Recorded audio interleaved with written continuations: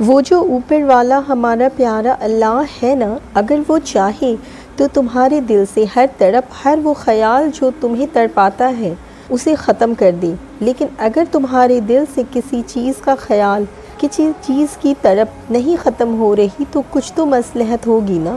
اس رب کی بے وجہ تو نہیں یہ دعا کی توفیق کا مل جانا۔ اسی لیے چاہے جو حالات ہوں تم رکنا مت، دعا کرتے جانا۔ دعا، یہ لفظ اتنا کچھ تمہیں دے سکتا ہے، اتنا کہ تم سوچ بھی نہیں سکتے کتنا۔ دعا سے کچھ بھی مل سکتا ہے، کچھ بھی۔ یہ لفظ کچھ بھی سننے کے بعد جو چیز تمہارے ذہن میں آئی ہے، ہاں وہ بھی مل سکتی ہے۔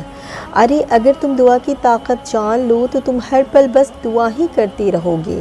دعا دنیا ہلا سکتی ہے، دعا تمہیں تمہاری ساری من پسند چیز دے سکتی ہے، دعا تمہاری زندگی بدل سکتی ہے، دعا تمہاری تقدیر بدل سکتی ہے، دعا تم تک تمہاری ہر من پسند چیز کو کھینچ لا سکتی ہے۔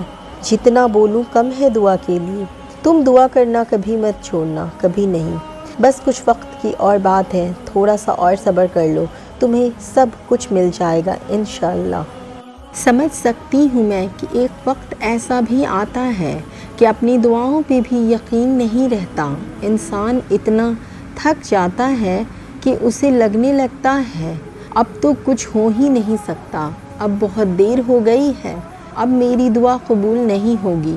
ہر وہ خیال آتا ہے دماغ میں جو دل ماننے کے لیے تیار نہیں ہوتا۔